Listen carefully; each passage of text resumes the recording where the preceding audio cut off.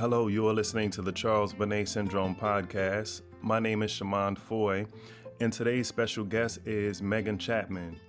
Megan Chapman is an occupational therapist that specializes in assisting people with low vision. So, Megan, how are you doing today? I'm doing fantastic. How are you? Oh, that's great. I'm doing pretty good. Thanks for asking. So, can you tell me a little bit about what you do and how you help patients?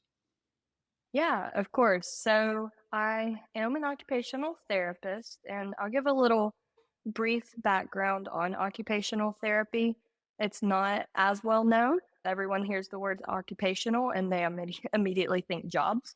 We don't help you just getting a job. Occupations are all the different things you do during the day. So, eating, sleeping, getting dressed, driving a car, making dinner, all those little activities that you do are your different occupations. So, as an occupational therapist, we look at all those different things, see what may be hindered or affected, and figure out how to help you get back to doing those again. With low vision specifically, we look at how low vision kind of affects all those different things. So, does your low vision affect the way that you get dressed in the morning? Does your low vision affect the way you pick out your clothes? Does it affect the way that you make your dinner or read the labels on your cans? Things like that. And so, we will figure out how to adapt and use some of your residual vision if we need to. We'll figure out how to add different aids and things to make it a little bit easier for you, lots of different assistive technologies, things like that. So we have a very wide scope of different things that we can work on, but as a whole, we can look at a bunch of different things with low vision and see all the things that's affected by it and show you how to get around your life a little bit better. Can you mention the name of the low vision company that you work for? Yeah, of course. I am with Low Vision Works. We're based out of Sarasota, Florida, but we treat patients all kind of down the coast of Florida in this area. We also do telehealth and things like that so that we can help out wherever we need to.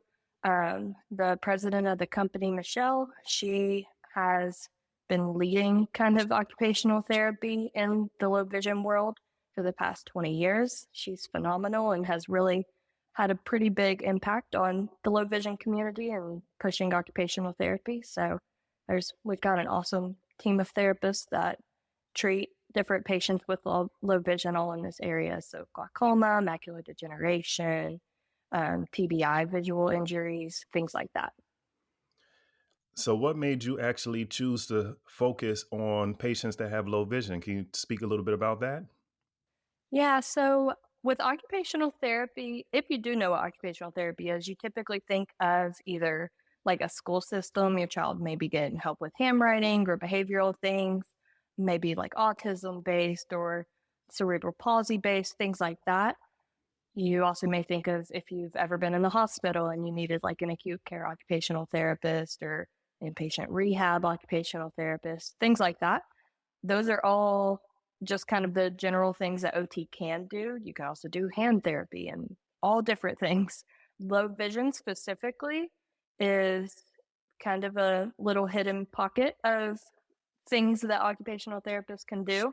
So with me specifically, if you would have asked me 5 years ago, are you going to do low vision? I would have never even thought about it just because it is such a little small pocket of occupational therapy. But whenever I started really looking into it and talking with some of the other therapists that do low vision and learning more about it, I was like, this is phenomenal. There is so much good that you can do stepping into the low vision world of occupational therapy that I just did not even know was out there. So after I got my license in OT and everything, and I was looking around for different things that I thought might be what I was interested in, low vision kind of appeared out of nowhere, and I've stuck with it ever since, and I absolutely love it. Thank you for what you do, and thanks for explaining that. So, I understand that you deal with all sorts of patients that have low vision, and as we know, people that have visual impairments, sometimes maybe 30 to 40% of them can develop a condition called Charles Bonnet Syndrome. Can you tell me, when did you first find out about Charles Bonnet Syndrome? So I first found out about Charles Bonnet Syndrome actually whenever I began with my current company. It was not something that I actually learned in school or anything like that, but I learned about it whenever I was going through all of the training and everything to specialize in low vision. And as I was doing that, I got a good idea of what Charles Bonnet was, what to look for with my patients that may have it, and things that we could do to treat it. And then once I actually got out into the world of low vision and treating different patients, I very quickly actually saw Charles Bonnet in its true form with different patients and things. So very, very early on in my career, I started learning about all the different things that Charles Bonnet looks like, how different it is for all of my different patients, because it is not the same for any of them by any means. It's very wide variety of different things that may happen. And then some of the different things that work best with them, things that don't work best with them, and just kind of the differences in between all of my patients with that. So, how are you assisting your patients in general? Can you talk a little bit about some things that OTs do? Because some people may not be familiar with what an OT does and how they can assist someone with low vision. Absolutely. I'll do a deep dive kind of into this. So, one of the biggest things that occupational therapists do for our patients with Charles Bonnet syndrome is one, just education, education and advocacy. Those are two of the biggest things that I try to look for. So, what I mean by that is one, try to let you know all the different resources that are out there. So, I will look at different support groups, I will look at different educational pieces, pamphlets, things like that. I actually found your podcast and share that with my patients as a way to kind of connect with some different people who have Charles Bonnet syndrome and feel like you're not so alone. I will look at different things that I may be able to refer you to. So, cognitive behavioral therapy is one thing that's been kind of mentioned as something that might be beneficial to Charles Bonnet syndrome patients. So we'll look at that. I can refer out to different resources for the blind that may help benefit that, such as the Lighthouse for the Blind down here in Florida or the Division of Blind Services, things like that. So that's kind of the referral and advocacy piece. Also, just letting you know what Charles Bonnet syndrome is, because just because someone has low vision doesn't mean that they've heard that word before. I think we've seen that kind of play out pretty frequently, but I try to start every single evaluation. At some point, I will slide it in there, if not the first session, then the second one, and just be like, hey, just going to let you know this is a thing that can happen. Not to scare you if it's not happening right now, but I do want you to be aware of it just in case anything were to ever come up in the future. Just because it is so kind of, it's very hidden in the medical world. It's not as common as what we would like it to be. Whereas if you go to any medical provider, they're going to say, oh, yeah, that's Charles Bonnet syndrome. It's just not as known. So I try to, with all of my patients, give them some type of overview of it. And just from doing that in itself and just saying, hey, this is a possibility for you, I have found multiple patients that just sigh, just relief. And they're like, oh my gosh, I'm so glad you told me that. I thought there were ghosts in my house. I thought I was going crazy. I I have not told anybody about this because I didn't know what was happening. So I am so glad that you told me that. I'll be like, okay.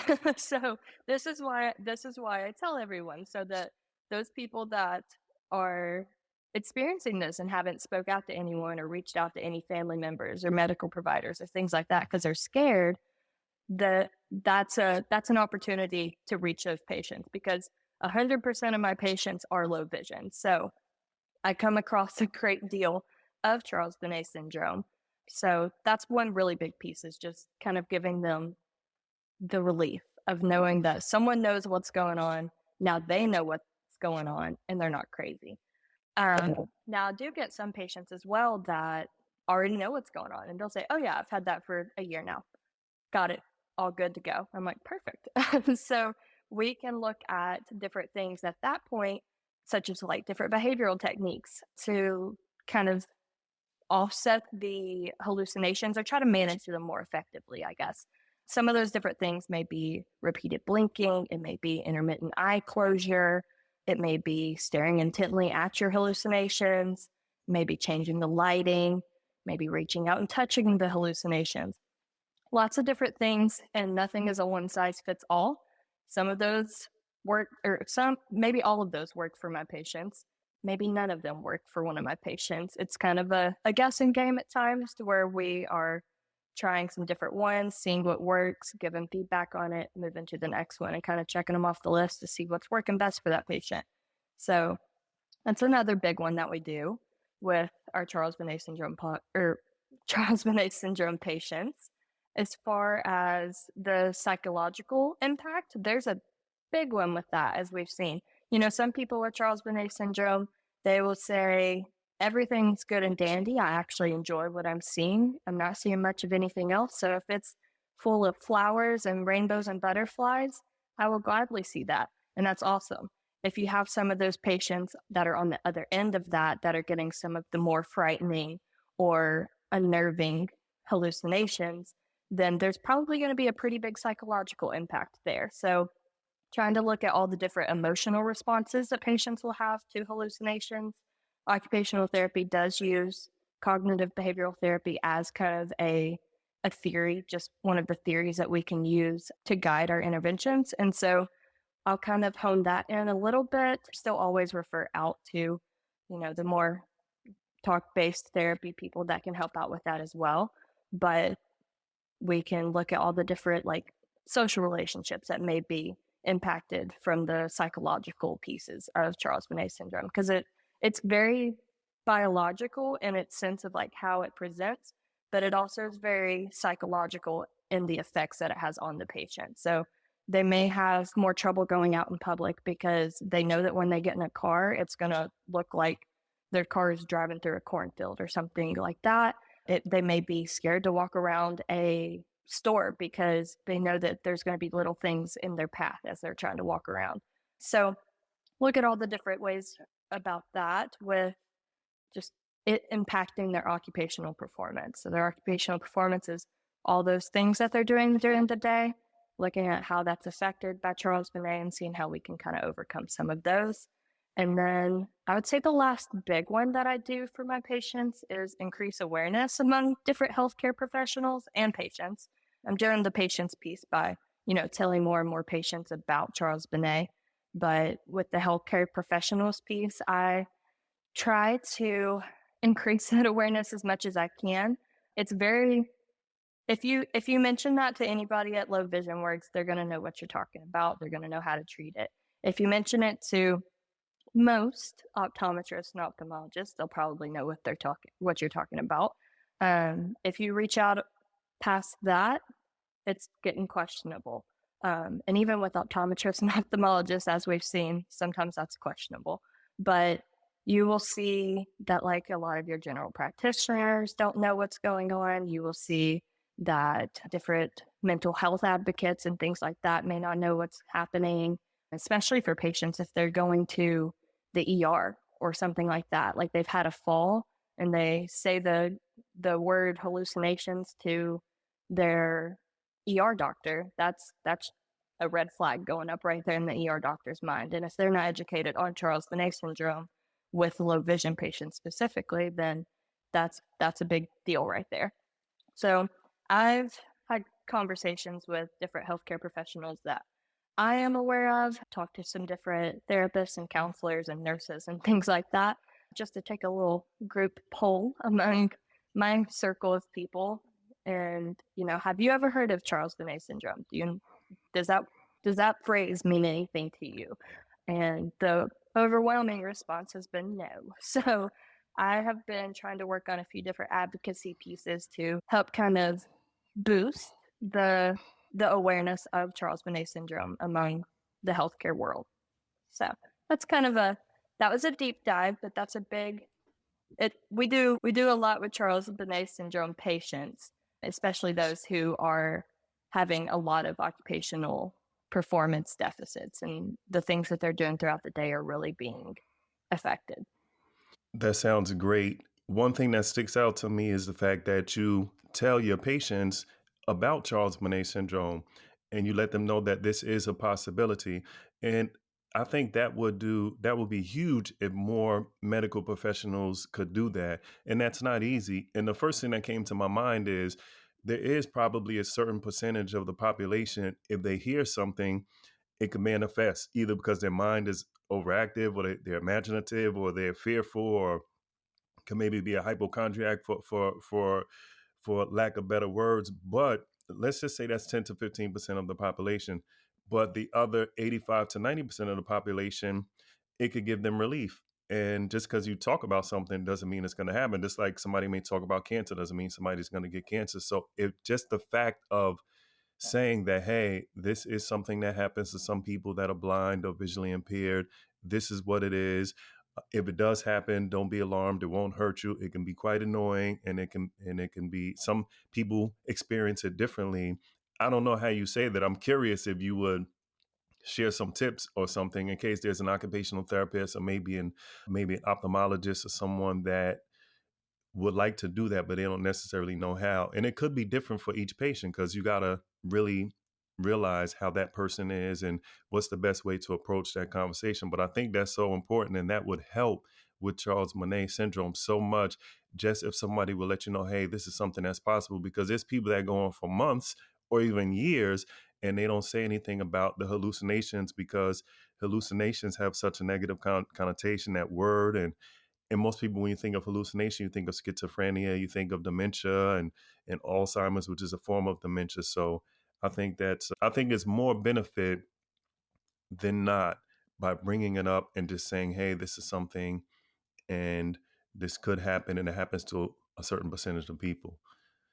One of the big things that I really try to do with a lot of my patients whenever I'm bringing this up is building rapport with my patients. So I try to, from the very start, let them know that, hey, I am here for you and solely your benefit. So whatever you feel like we need to work on, we will work on those things. I'll give you pointers and things like that that I see from like a professional aspect of, hey, we probably should touch on this, but the main goal is to look at the things that you feel like you have trouble doing, and we will get back to doing those. Now, as I go through that, I will really build rapport and saying, like, you can trust me, I can trust you, that we're going to work on this together.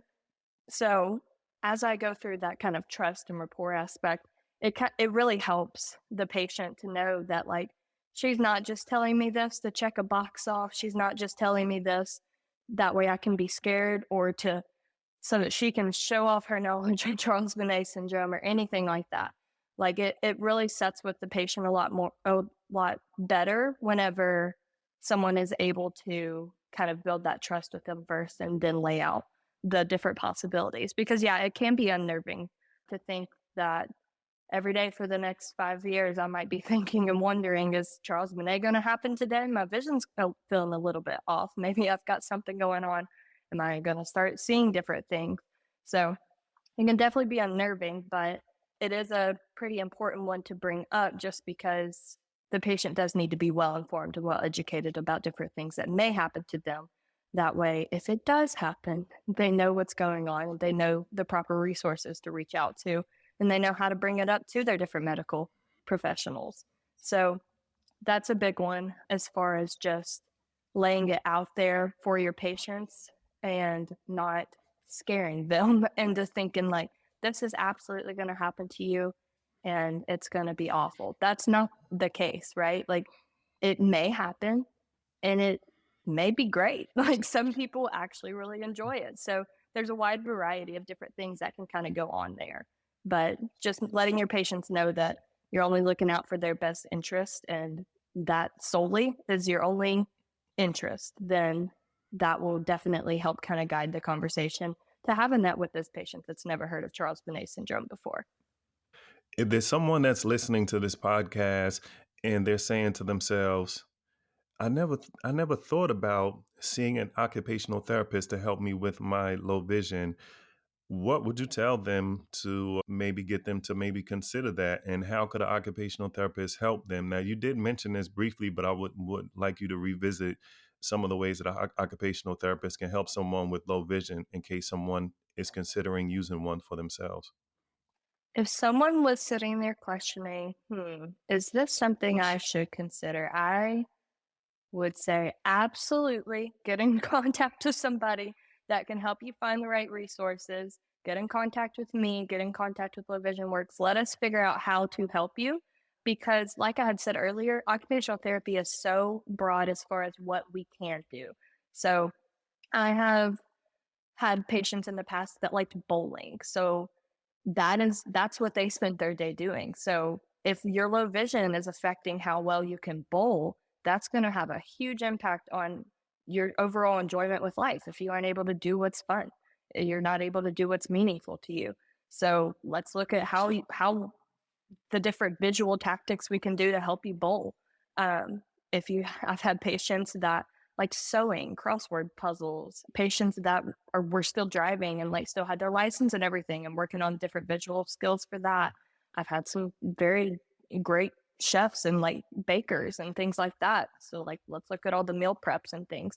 So if I think a lot of times people, if you know of occupational therapy, you think of like the different arm exercises and like things like that. And it's really so much more than just the basics of strengthening or something like that. It is truly looking at your life as a whole and finding those different little holes in it. So, like, what's something that you aren't able to do anymore that you're like, oh man, that was really beneficial to me. For a lot of my patients, it's reading. You can't read as well whenever you don't have as much sight, obviously. So, it makes it a lot more difficult. And patients who used to read for hours and hours a day and haven't picked up a book in the past year. So we look at different ways to improve your reading. You know, with macular degeneration, we have a very awesome way that we kind of train patients to see their words a little bit more clearly because, you know, with macular degeneration, you will lose that kind of central vision first. That's the main kind of target of macular degeneration, sadly, that it takes away some of that central vision. So we talk about the different ways to kind of navigate around that with glaucoma. There's a number of different things, you know, as a low vision occupational therapist as a whole, we look at like lighting. How does lighting affect all the different things that you're doing? Um, People would not know how much lighting truly does affect everything. So you would think, you know, if I can't see it, well, let's add some light on it. But that may not be your first thought. You may think that you have okay lighting in your house, but then we'll come in and we'll be like, this type of lighting is not doing you any favors.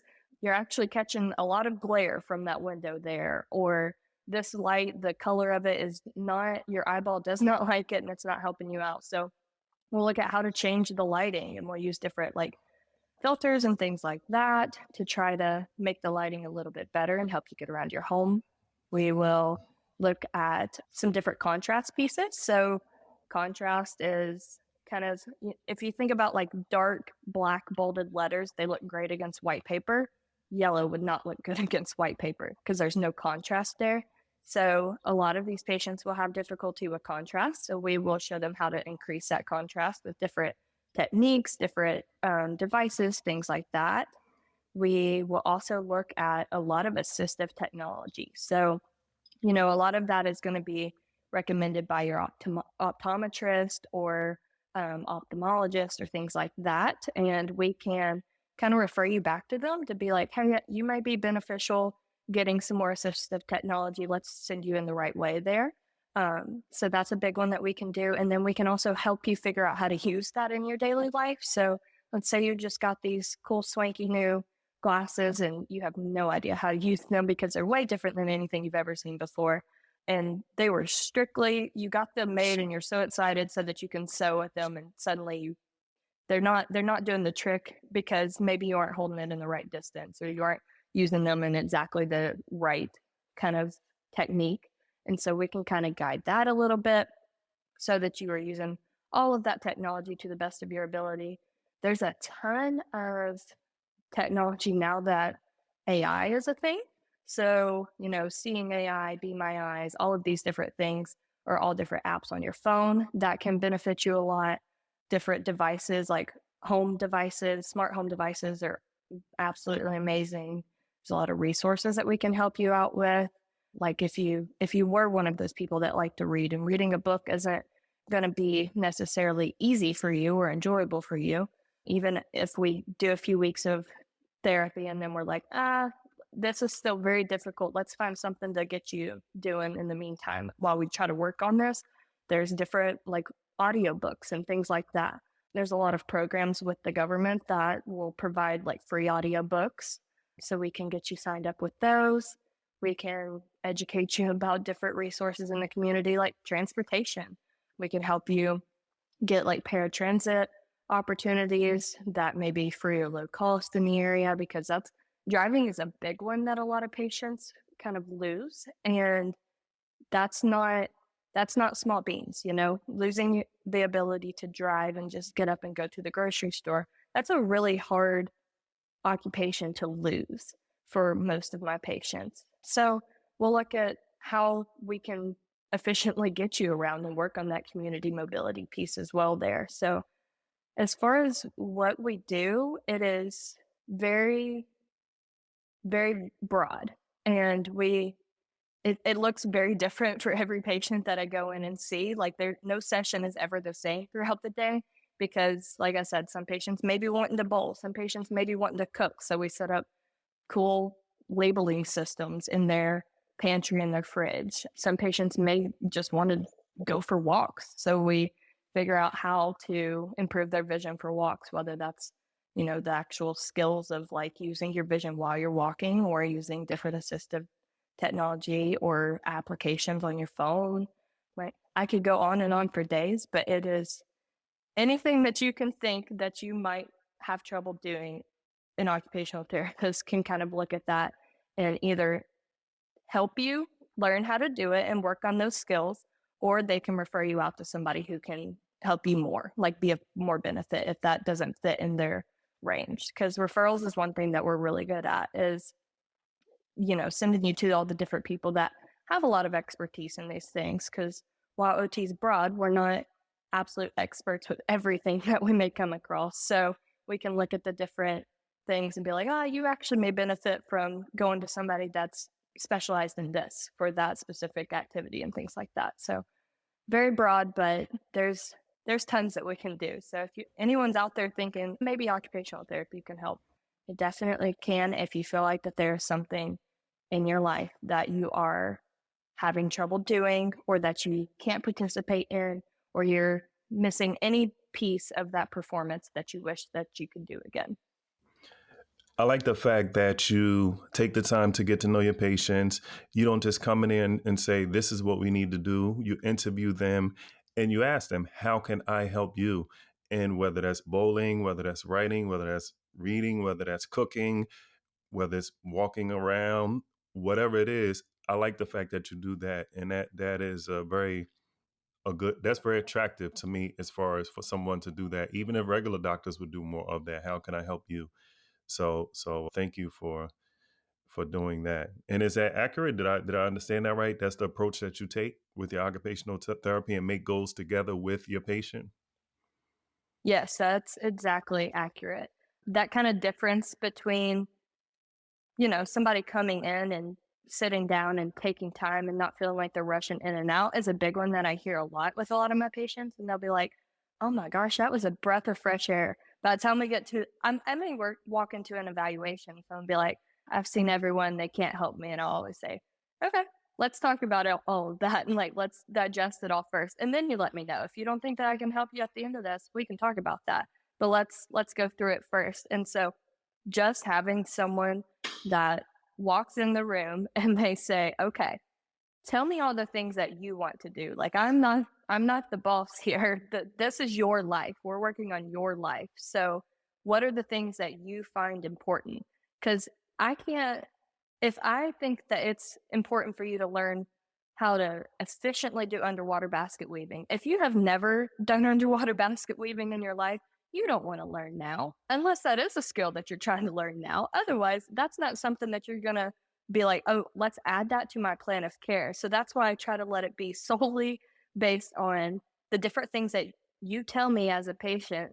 I have trouble with this. Okay, let's add that to your plan of care, and let's make a goal about that. Like, is that something that's feasible to you? Is that realistic to you?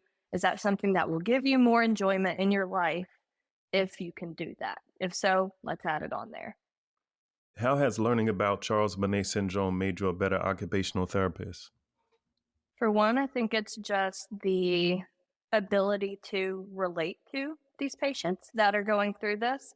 A lot of times, I, I'll walk into a session and a lot of these patients are from all over the United States, sometimes the world. You can imagine I'm in Florida, so a lot of older people will come down to Florida and lay roots down here later on in their life. So I get people from all over the United States. They are also going through, these different problems with their eyes and their vision and everything that I can't relate to either. But it serves as a major piece of like, hey, I've got you. I can know what you're going through if you can throw out like this may be something that comes up. And so just being able to relate to those patients because they might not have had anyone else in their life that ever said those words and, said, hey, this is a possibility, something that may happen. If this is happening to you, let's talk about it. They may not have ever had that. And so just as an occupational therapist, having that ability or something that I can look at them and be like, okay, let's let's dive into this. Let's actually figure this out. If this is hindering what you're doing in your life, let's figure out how we can kind of go around that. So that's one big piece. And then also the advocacy piece of it.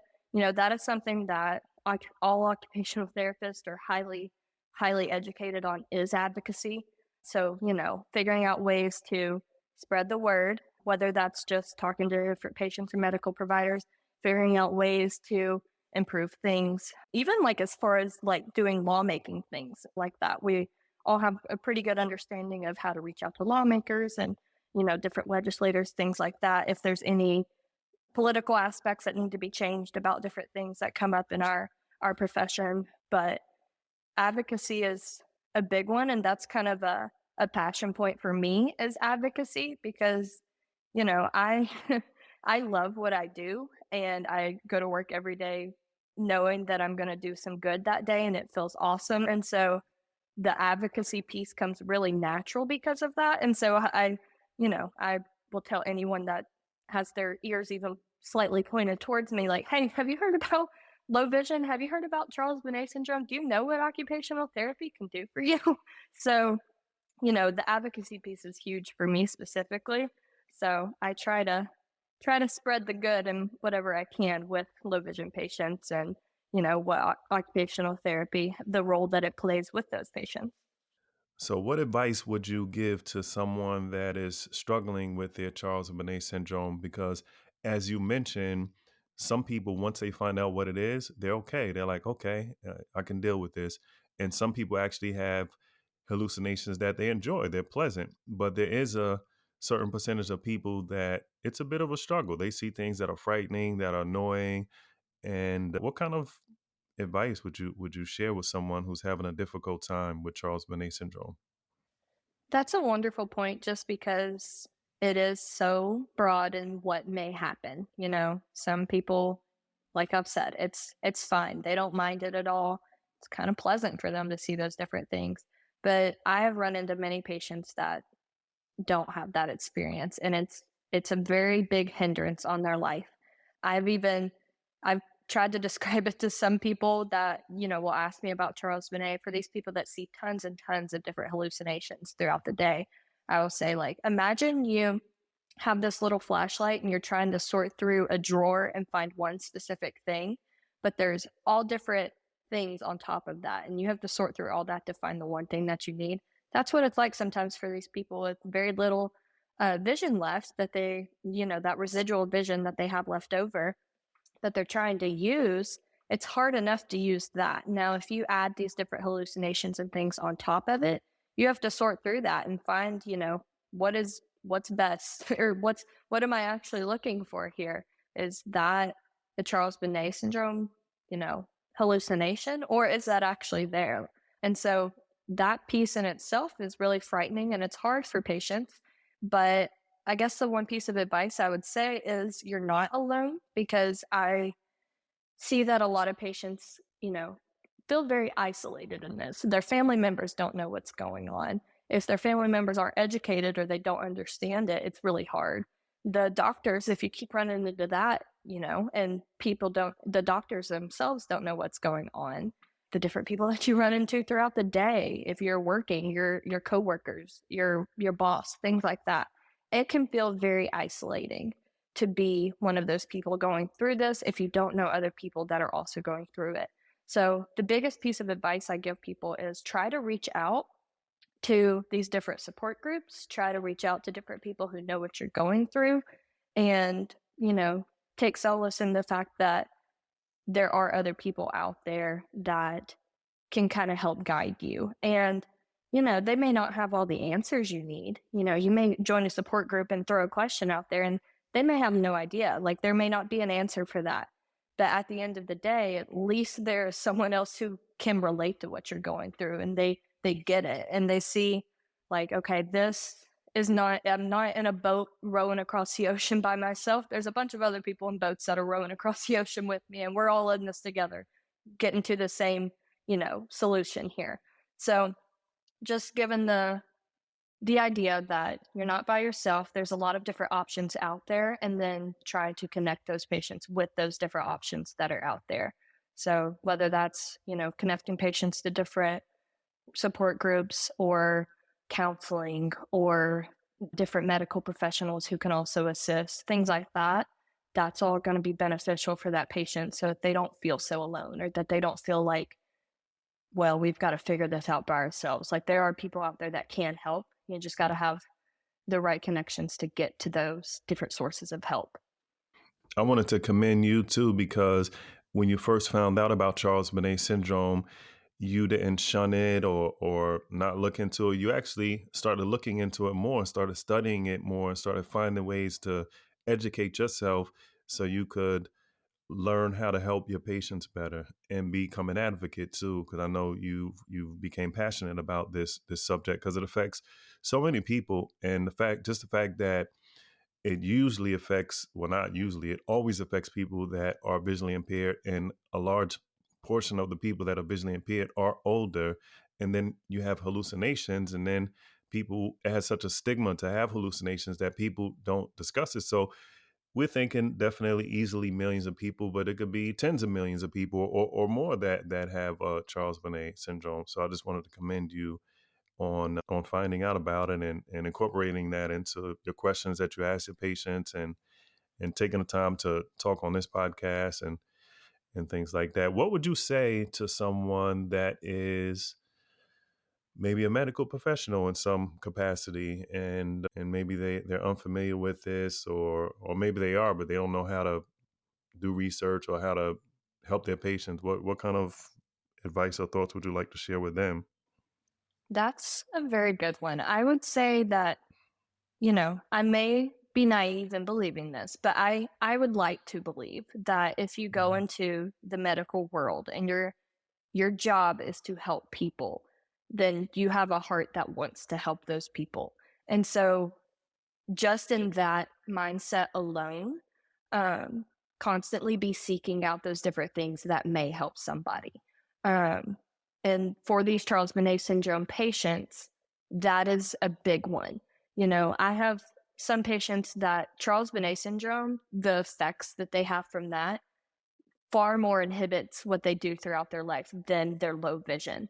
And so it's important to kind of look at what the patient needs, and you know if if you're treating these different patients, you want to look into the different ways to help it. So if you don't know about it, learn about it. It's not hard. You may have to spend some time searching for the different pieces of information. It's not like there's a gold platter out there with all the information you may need about Charles Bonnet syndrome. You're going to learn it as you continue researching it. And that comes with anything, really. Charles Bonnet syndrome is a piece that has become really important to me just because of some of my patients that have really inspired me. And like, I've seen how much they're going through, and I want to find out everything I can about that. But that would be the case for anything that somebody might be going through, and you wanting to find out everything you can to help that patient. I never claim to know everything that I can possibly know. like I said before, I'm not an expert on everything, but I will say that if something's going on that is affecting you, I will do everything I can to figure out. So Charles Bonnet syndrome was one of those opportunities where I had, learned about it and like seen some different pieces of it, but I never really fully dove into let's figure out how to truly get into this until I got some of those patients that it was a major factor of their life. So, if you are a medical professional out there and you're looking for different ways to kind of educate yourself on Charles Bonnet syndrome, one is just to get a general idea of what's going on. And if you're listening to this podcast, I assume you've got that, right? There's a lot of different, medical journals and things like that. There's a lot of different dissertations and theses on different databases that you can look for information. There's a lot of clinical studies and things like that, case studies that you can see. Those are really nice, the case studies, because you can see how Charles Bonnet syndrome presents itself for different patients. So I was looking through some a few weeks ago and I was seeing different, presentations of Charles Bonnet syndrome, the different hallucinations that I had never seen before. And so I was like, okay, that's good for me to tuck in the back of my brain just in case anyone ever, brings that up sometime, that this is something that I can kind of add in and relate to them on later on and be like, I actually read a case study about that. You're not alone there. There's someone else that also has that same thing going on. So, don't be afraid to educate yourself. You go through all this training to be a medical professional or a medical provider, but the training doesn't stop there. You have to continuously, stay up to date. You don't learn everything you need to learn in school, no matter what your profession is. You learn what you need to learn based on the patients that you get and you continuing your professional education pieces. So I, have taken a big interest in Charles Bonnet syndrome. So I'm trying to help, add that educational piece to different places that I can. I've reached out to a few different like OT programs to see if there's any way that we can add Charles Bonnet syndrome to like, some kind of course where they're talking about different conditions or the low vision piece of OT, something like that, and be like, hey, this is out there. So, the amount of occupational therapists that go on to work with low vision patients is a small percentage, but at the end of the day, that small percentage or that small drop in the bucket, that's several people's lives that you may be able to help. So that's a big piece there that I'm trying to, push to advocate for other medical professionals to kind of look at. And like I said, I've talked with a few different medical people that, some of the patients may end up seeing that I am just aware of here, and seeing what the kind of general consensus is there and seeing the areas where it might could benefit, maybe I've had trouble myself finding different therapists that someone can go talk to, like a talk therapist, a psychotherapist, something like that, that my patients can go see, just because, you don't want to send somebody in to go talk to somebody about your visual hallucinations and it's not a psychiatric disorder. It's something completely different. And so that's been a big one that like I've kind of come to a halt on, trying to find the different resources there to send people to and refer over. So, I mean, the biggest thing I can think is don't be afraid if you are a medical professional to continue learning, because I feel like at no point in my career will I ever be like, I have learned it all. I have wiped my hands and I'm good. It's just, you got to continue that learning piece of these different things that may come up and find all the different resources, because we have all the resources at our fingertips. You just got to figure out how to navigate them. And that takes some time and some experience to figure out all of that piece as well. And even doctors who are specialists and have a lot of years of training and a lot of years of experience are still trying to figure out Charles Bonnet syndrome. And I think just because the mind and the body is so complex that as soon as you figure one thing out, something else you realize is not the case anymore. And it's just, it's hard. But the more we can learn about it, the better we can at least understand it and then be able to shift our mindsets and then advocate for it, and hopefully one day it will be a traditional cure, or maybe a cure will have to come in a non-traditional way. Like they will develop a new kind of like cognitive behavioral therapy is there to help you change your mindset and reframe how you think. Maybe they're going to have to reformulate that, or make, use that for Charles Bonnet syndrome, or come up with something else. But who knows? But yeah, this is something that we just have to just keep to the forefront, keep learning about. And I like the fact that you are being an advocate, and you're helping your patients with this. What is out there for the patients with Charles Bonnet syndrome, it can feel like you're hitting a lot of dead ends sometimes, and that may be the case. It may be like one of those mazes that you just keep hitting dead end after dead end, and then you have to backtrack, and then you have to go through something else. But there are, there's options out there. There's different people that can help you out there that we're here. We would love to help. I like to think that most occupational therapists have a giving and like helping heart. So, don't feel like you've gotten this word that you have Charles Bonnet syndrome, or you have hallucinations and you're thinking, oh, maybe this is Charles Bonnet syndrome. It's not a helpless, like that's the end of it type of thing. There are, there's a lot of possibilities to have a very fulfilling and happy life after that. You can learn all of these different techniques. You can figure out how to get around your life a lot better and start doing the things that you like. It's not it's not an end all be all type of thing whenever you hear the words Charles Bonnet syndrome. There's a lot of good that can also come from after that. So it's never just that's it, figure it out. Even if you do hear that somewhere, go somewhere else because someone else can probably help you. It's not always just, that's really unfortunate you have that. Good luck. There's people out there that can help you and figure out all the different things that we can do to help make your life better because that's the whole goal of low vision occupational therapy is finding all those things that are important to you and get you back to doing them.